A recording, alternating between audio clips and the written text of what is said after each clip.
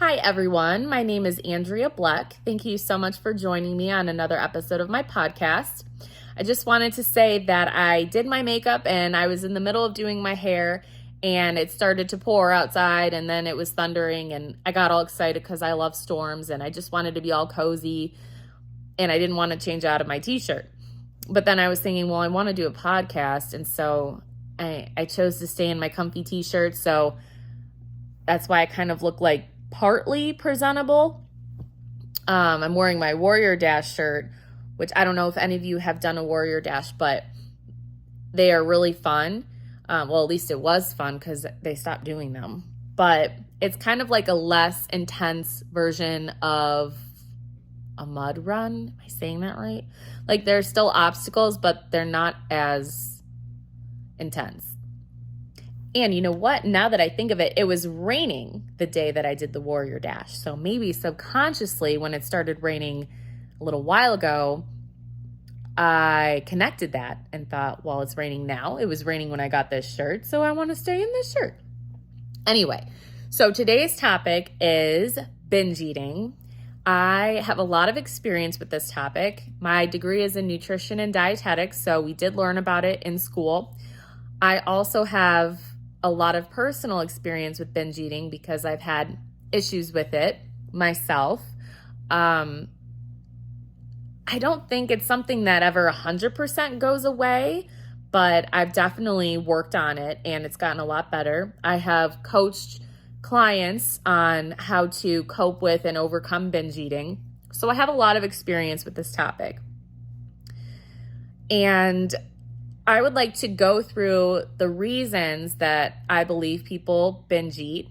And then as I go through each one, maybe come up with some methods and ways to combat the urge to binge eat and to choose a healthier, more productive way of dealing with whatever the situation is that is leading you to want to binge eat.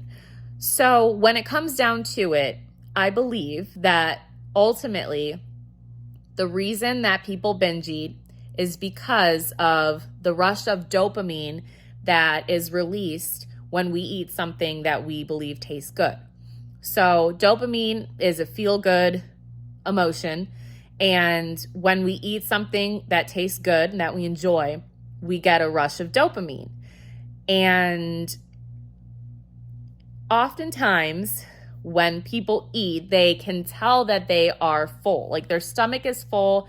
They do not need to continue to eat in order to get the nutrients that they need. However, their brain is not full. Their brain is wanting to continue to feel this rush of happiness. So a lot of times we continue to eat past our level of fullness because we want that dopamine rush to continue.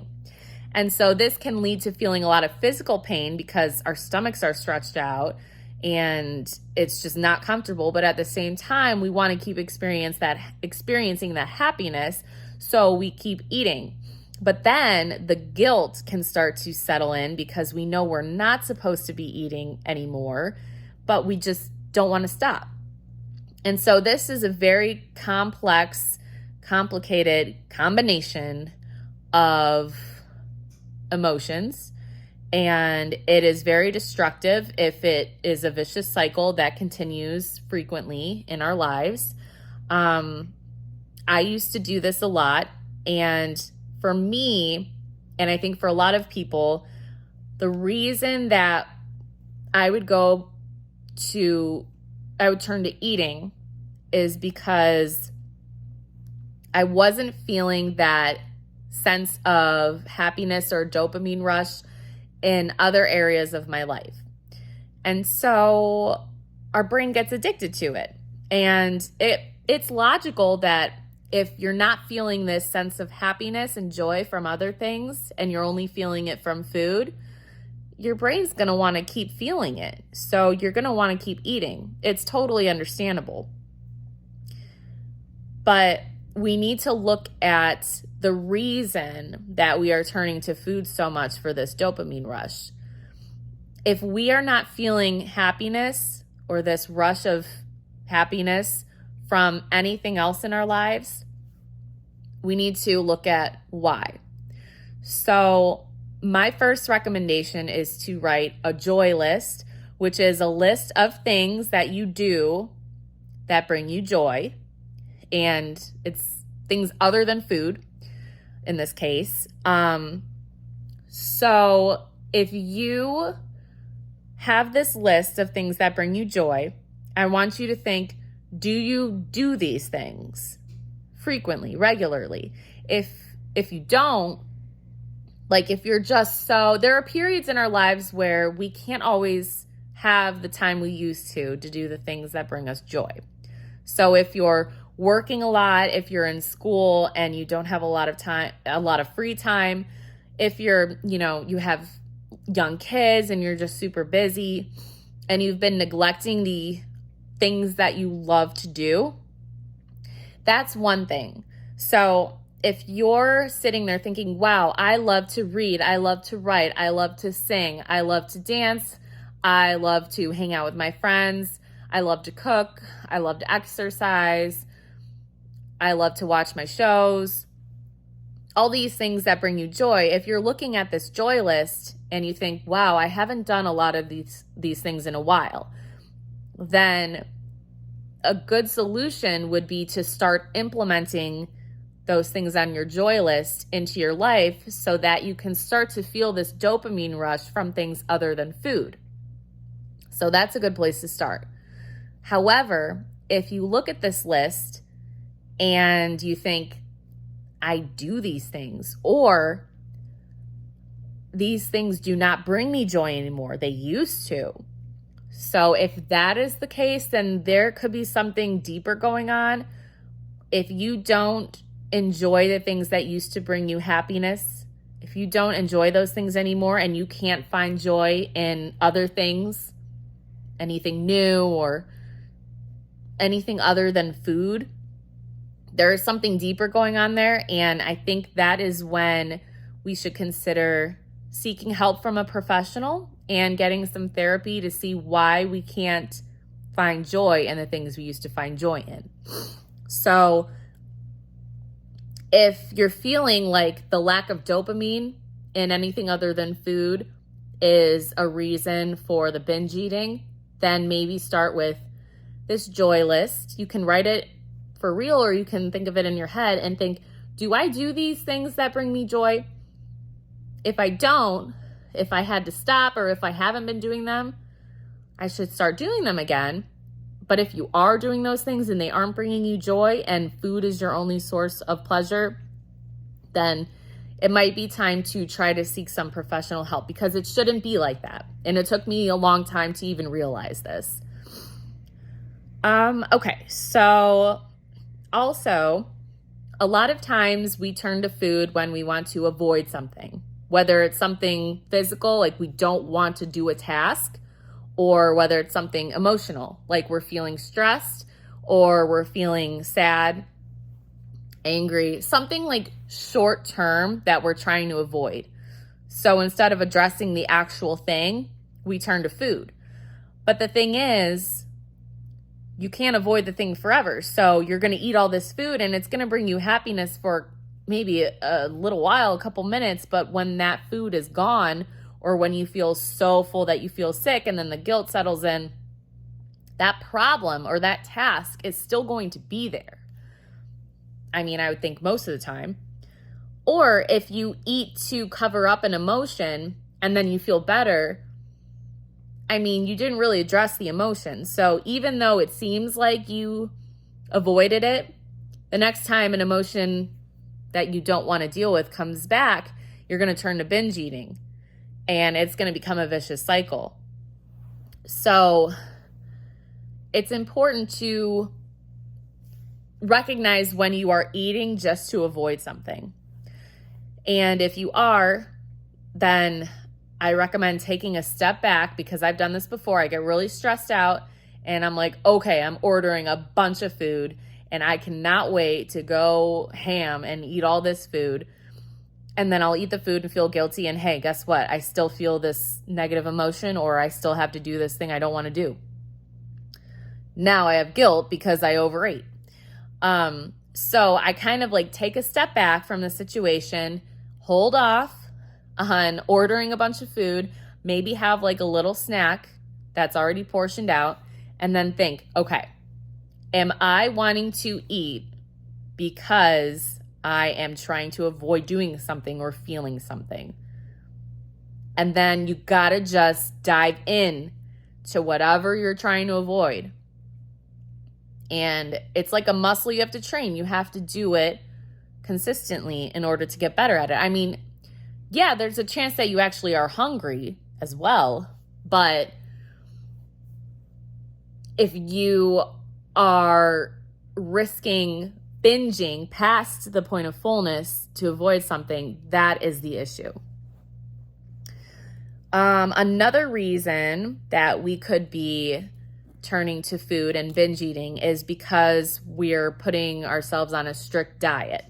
And I also did this to myself. So not only did I have a lack of dopamine in other areas of my life that was leading me to lean on food, but I also was putting myself on a strict diet. So it's like a mess when you add all of this stuff together.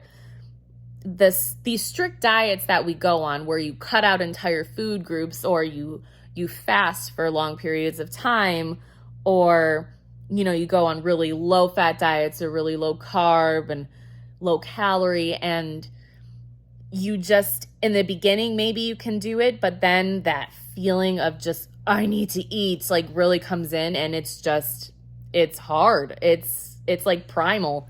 It's like, I need food. Like, then you get mad at yourself because you're thinking, God, I have no willpower. I'm so weak. I can't stick to this diet. And then you inevitably, which has happened to me, you eat something and then you can't stop, or it leads to something less healthy and less healthy. And then by the time you're done, you've eaten so much crap. And then you think, I hate myself. I resent myself. I'm so disappointed in myself. It's my fault that this happened. I'm not strong enough. I didn't have enough willpower. I will start again tomorrow. And so this cycle continues. And the reason you're binge eating is because not only might you have a lack of dopamine, but also because you have a lack of nutrients and you are starving. And so this restriction, this extreme restriction, and then hating on yourself, and then, all these emotions, lack of dopamine, is going to lead to a binge. So that's why a lot of these diets are not realistic, because it relies on us to have so much willpower. Well, inevitably, that's most likely going to come to an end, this willpower, and then we binge. So we go from one extreme to another, and it's important to find a happy medium. Okay. Another reason that people can binge eat is because they are trying to stop doing something else that is worse. So a lot of times, this is why you'll see people who smoke cigarettes or do drugs or drink alcohol a lot. A lot of times they are skinny, and it's because their brain is so focused and addicted on doing these other things that they don't really think about food, even to the point where they're hungry, their body is hungry, but they still don't want to eat because they just want to do these other things. And so on the flip side, if people want to stop these addictions to drugs, alcohol, cigarettes, they do stop them, but then these addictions get replaced by something else, which is often food. And in the long run, so when you look at it like from the point of view of, hey, at least I'm not doing drugs anymore, at least I'm not smoking cigarettes anymore, at least I'm not drinking excessively anymore. Yes, absolutely. Because overall, I believe those things are worse than turning to food. So there might be a period of time in the beginning of someone stopping those other things that are worse, where they're overeating, they gain a lot of weight, they binge eat because they need something to do, because they're left with a void from when they stop those other addictions. So yes, I do believe if you're going to be addicted to something, food would be better than a really hard drug. But it's still important, I think, over time to try to find a way to not have to even rely on binge eating for this dopamine rush.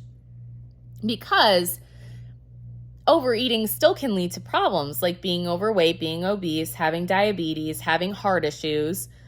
So yes, it could be better than being addicted to something else. But at the same time, in the long run, we still should be addressing, okay, why do I want to overeat?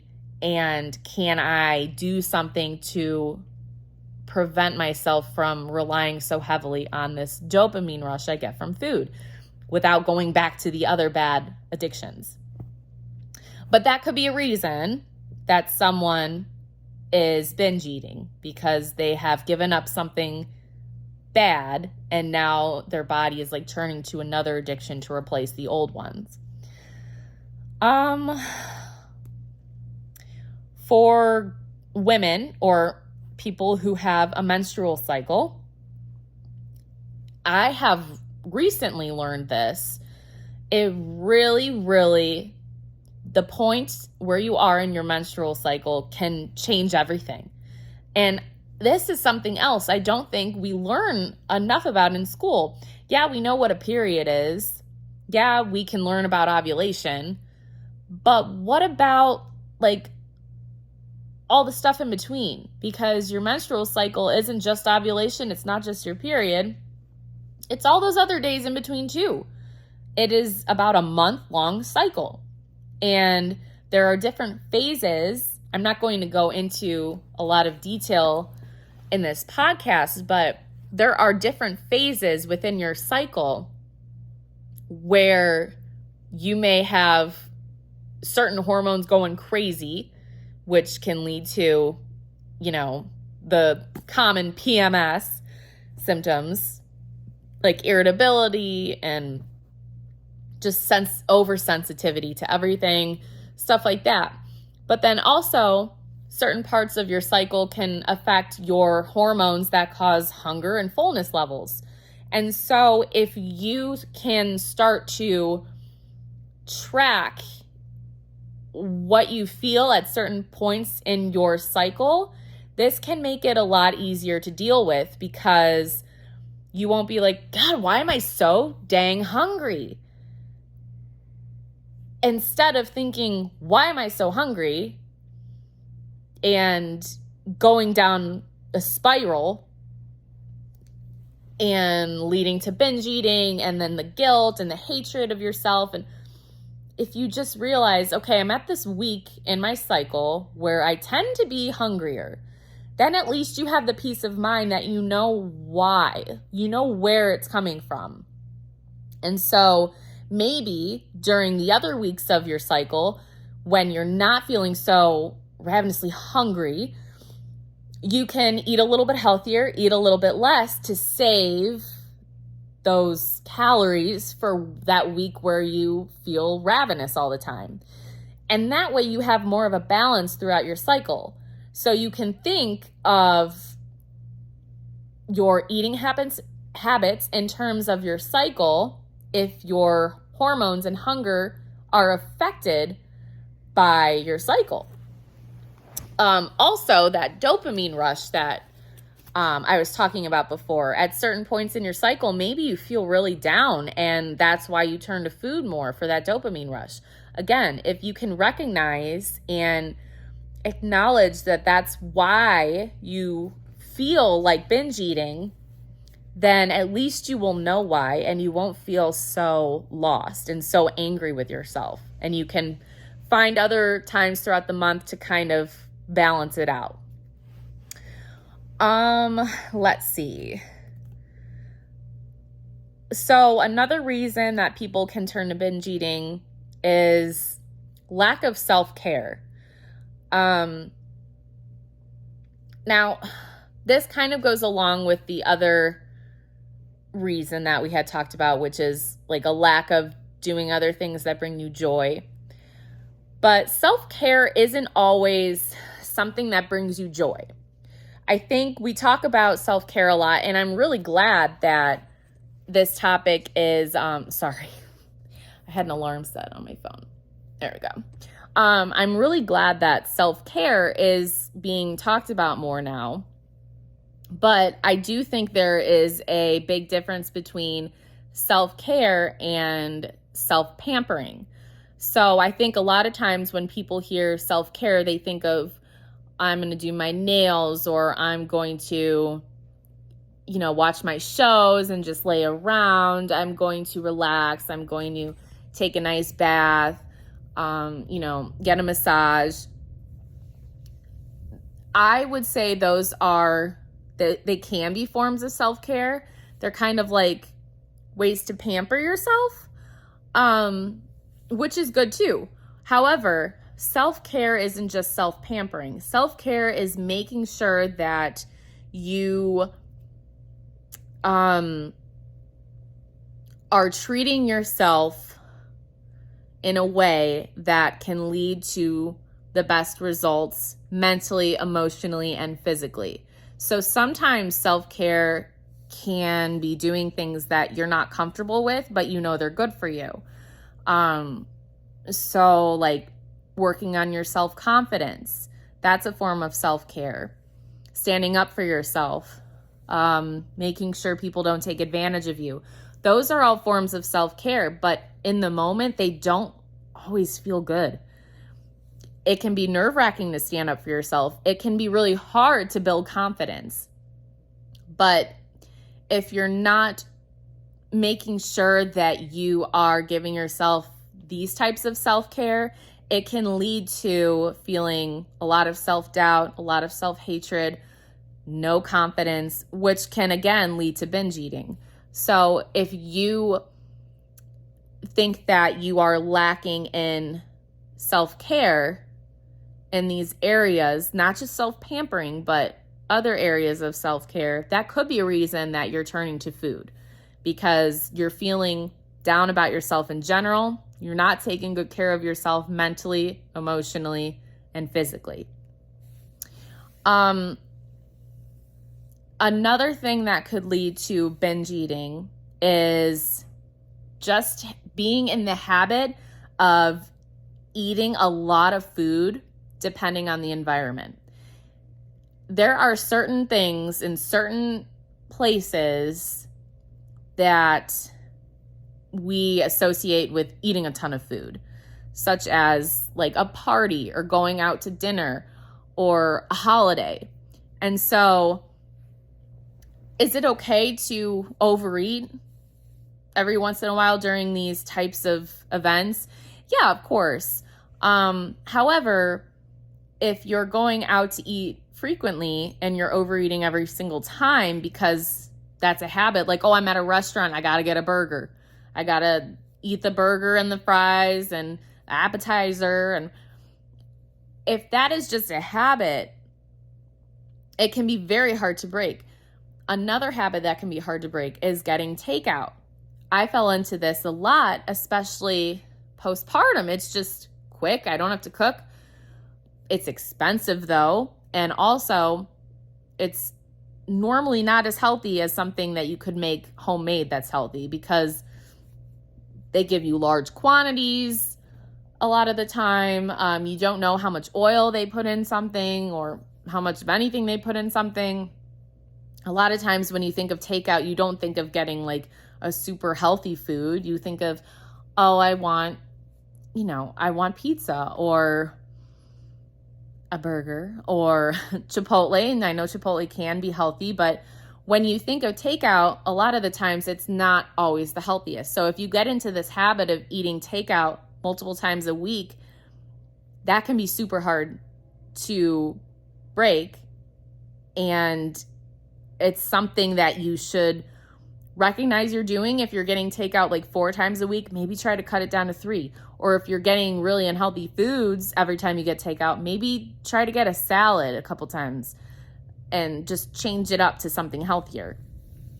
Some other situations like the holidays, like I said, when it gets to November and December, I used to do this too. I think, screw it. Like, it's the end of the year. It's the holidays.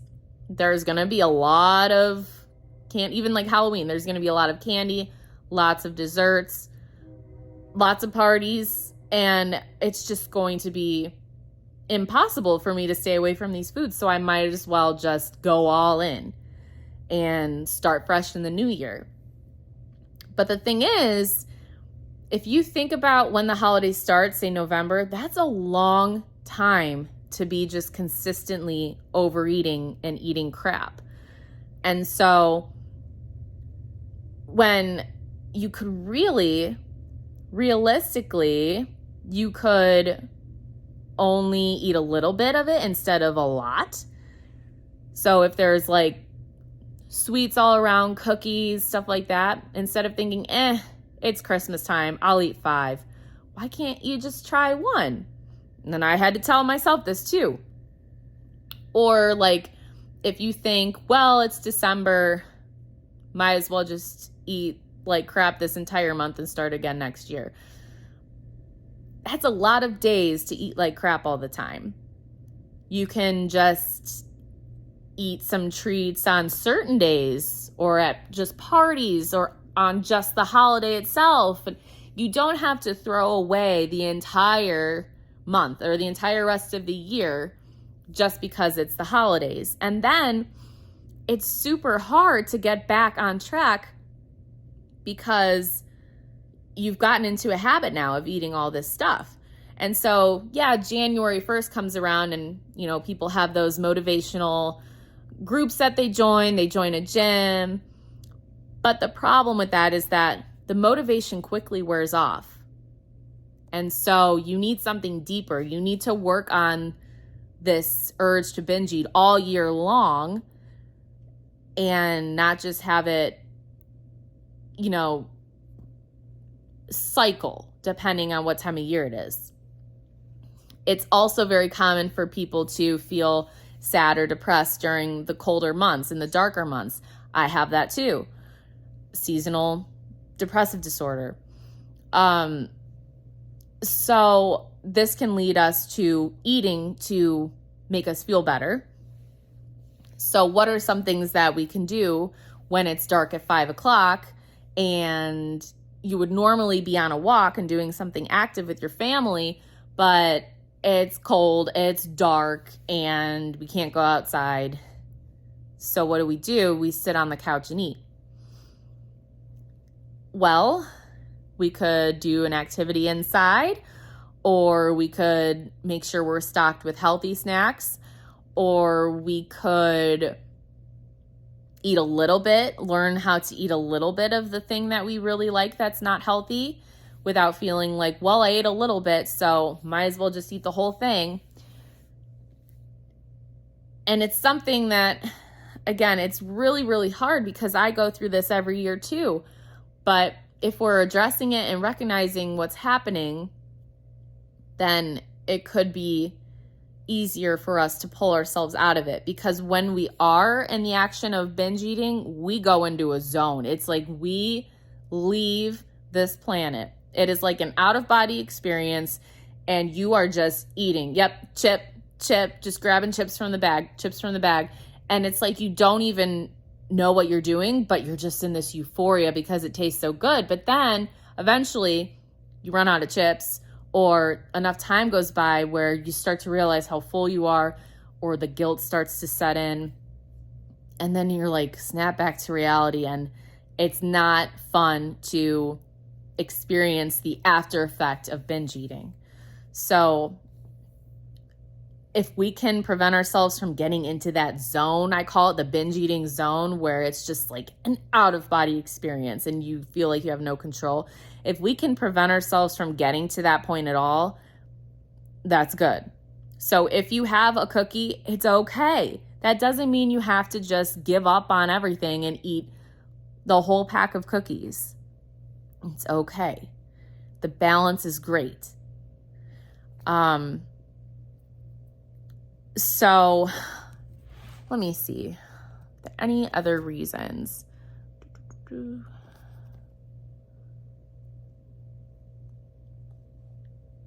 Yeah, I think we've touched on all of them.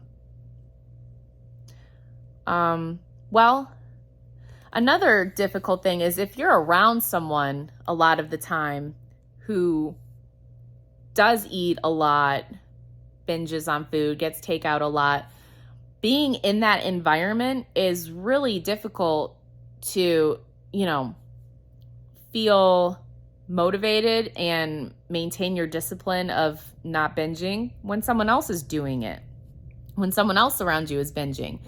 So if you can get the support of the people you live with, the people you're friends with, your significant others, say like, hey, I know this is something that we do a lot. We tend to like eat a lot. We binge a lot. We get takeout a lot. Could we maybe work together to help us not go down that spiral and not binge? Because it's really hard if you're trying to not, eat an entire pizza and the person you live with orders a pizza and eats their whole pizza. And I mean, you're just sitting next to them, you smell it, you just watch them and you feel jealous and you want to do it too. It's super hard.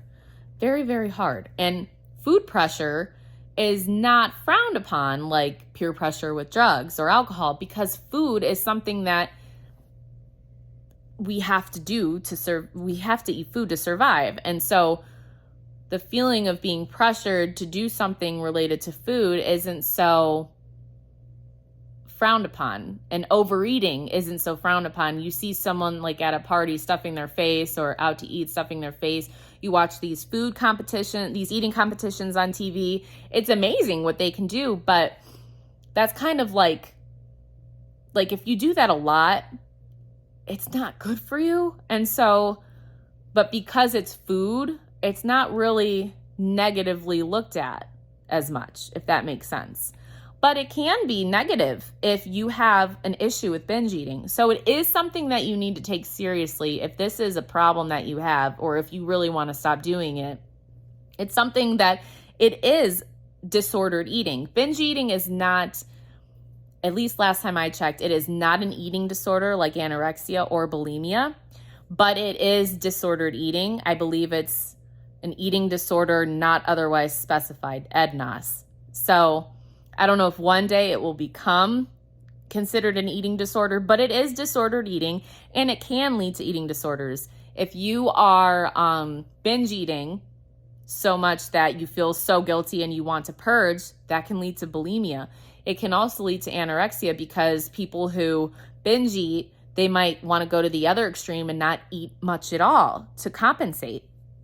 So it is something that should be taken seriously, especially if it's affecting your everyday life, and that dopamine rush that you get from food, you can't get it from any other source, then it is a serious problem that we need to address. Another way that we can help with binge eating is if you exercise. Not only does exercise increase the dopamine that's being released, but if you exercise, you put a lot of time and effort into this workout. So you're less likely to binge eat and ruin your workout. Even though if you do that, doing a workout is still good. Like, a workout is never actually wasted, because it is good for your body. It's good for your heart and your muscles. But binge eating, when you've gotten a good workout, it can feel like, well, there goes all those calories I just burned. So you are usually less likely to binge eat if you have a physical regimen that you do. It kind of keeps everything in balance. All right. So that was a lot that we covered on binge eating. Basically, I think what it all comes down to is that dopamine rush that is so powerful that we feel when we eat. And if you're lacking that feeling in other areas of your life, of course, your body is going to want to continue to feel it through the only way it can, or the main way that it can, which could be food. Again, the strict dieting is only going to make this worse. It's just a cycle that we need to break. And if we just find a happy medium with our eating habits, and if we can find other sources of joy in other things that are good for us, I think this will really help combat the urge to binge eat. But if it is to the point where it is so serious and you cannot pull yourself out of it, it might be something that you need to address with a professional. So if you have any questions on this topic, this was kind of just like an overview, an introduction to binge eating. But if you have any questions or anything, any feedback you'd like to give, I am very, very open to hearing that. I hope you enjoyed this podcast, and I can't wait to hear your feedback. And if you haven't already subscribed, please do so if you would like to be notified of whenever I post a podcast so that you don't miss any. Thank you so much.